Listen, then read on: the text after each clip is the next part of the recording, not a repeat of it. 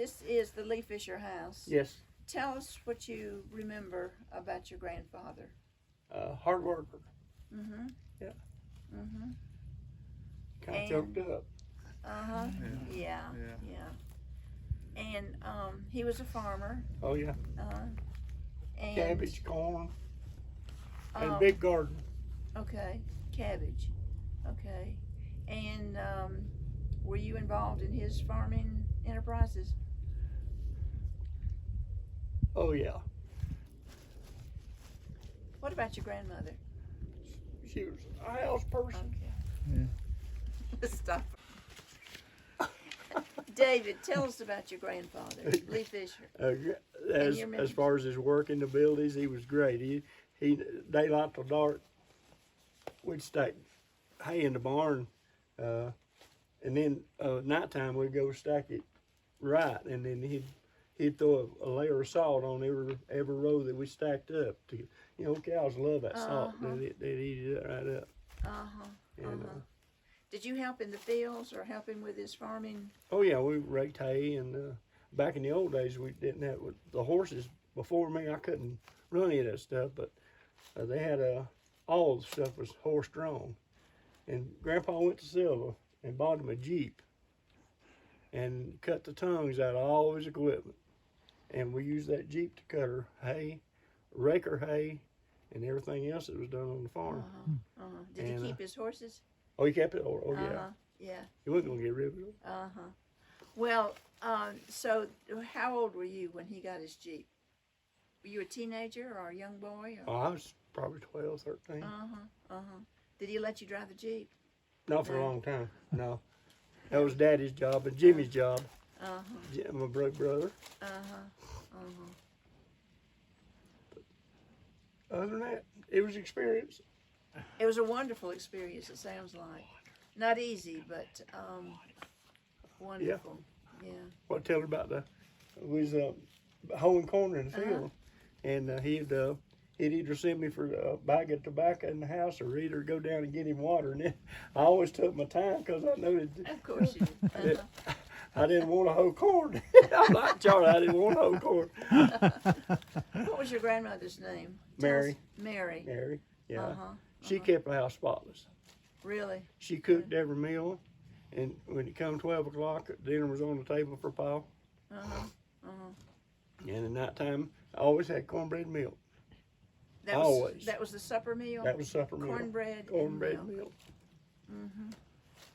So the big meal. David Lee would run out here and get him a little cornbread milk too. Really?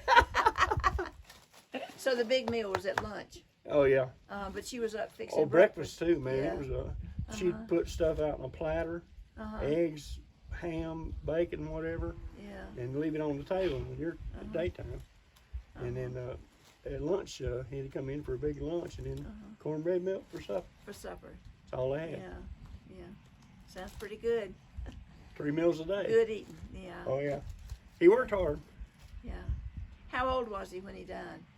98. My goodness. Was he pretty healthy up until then? Up till then. He had cataract surgery, and he couldn't see, and then he got to where he wouldn't get around as good, and then they just, doctor said there really wasn't nothing wrong with him. He just got tired of living. Just got tired of living. Did he die in this house? Oh, no, in Brevard. He was in Brevard. Yeah. And Grandmother had a stroke. Did she live beyond him? No. She died before. Yeah. He came back and lived up here for maybe 4 years by himself. Oh, you're kidding, really? Came home.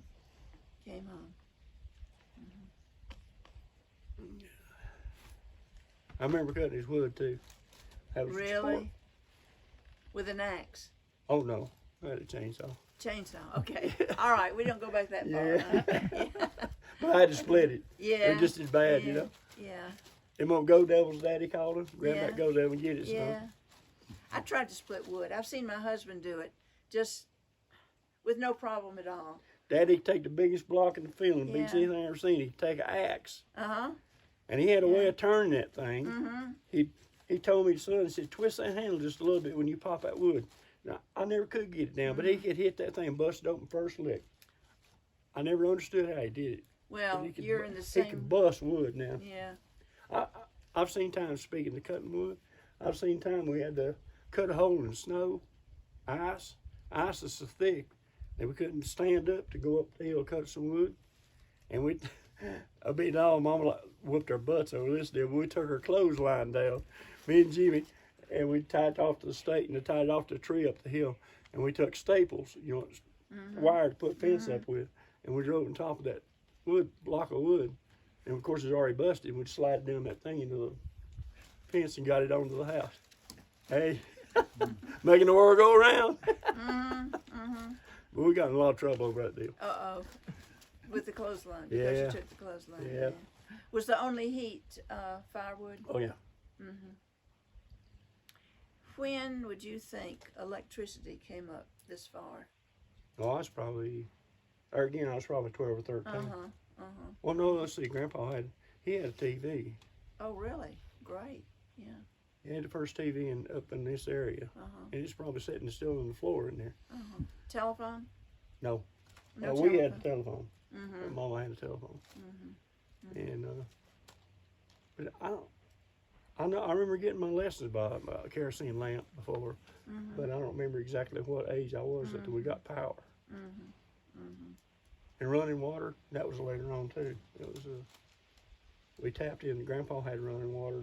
The kids put his running water in, and we tapped on from right here and got running water to our house. Was it spring fed? Spring fed.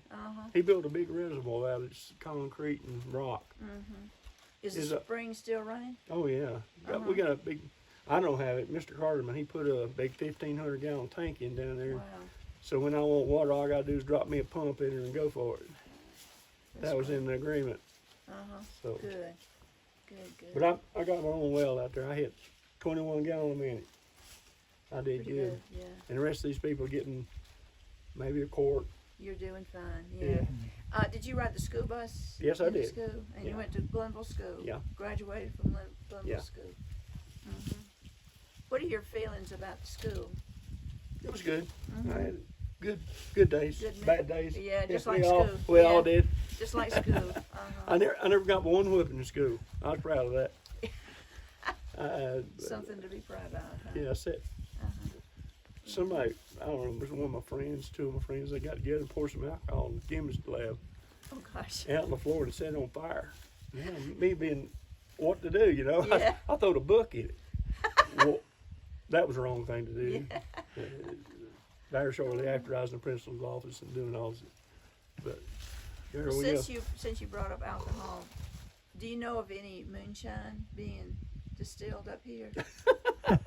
We don't have to. No, we can cut that off. Oh well. Yeah. No, well, I mean that was a long time ago. years ago, yes. I can.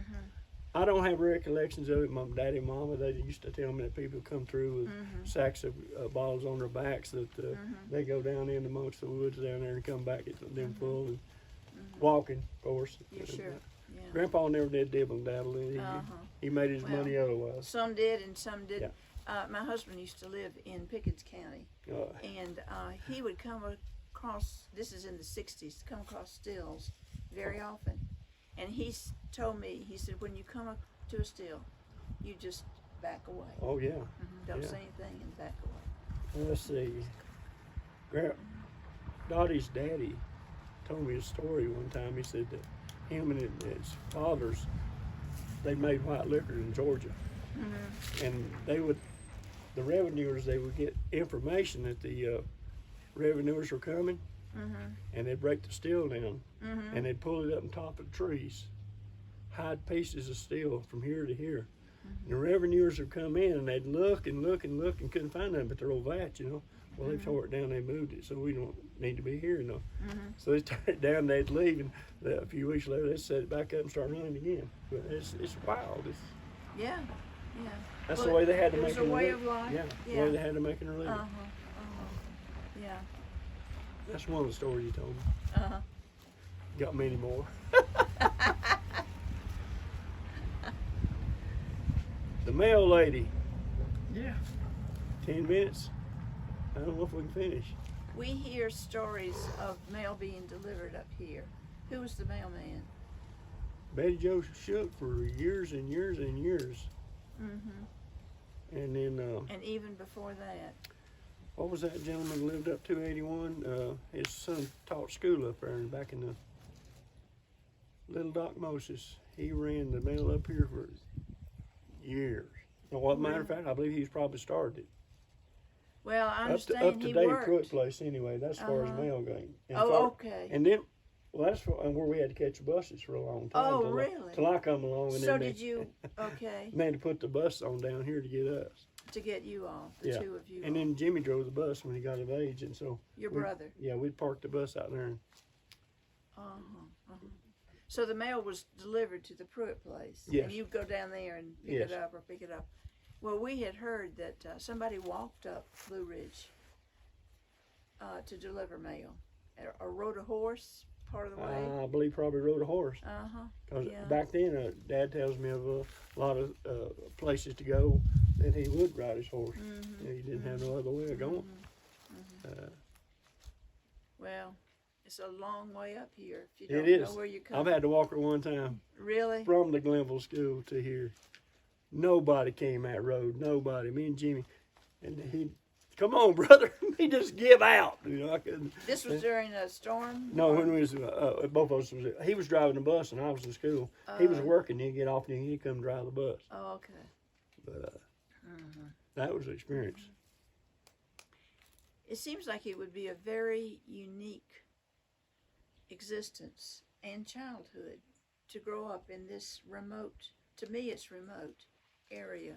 Because I don't know it well. It seems remote. I'm like Charlie. It was a challenge. Very much so. Yeah. You just had to do what you had to do. That's right.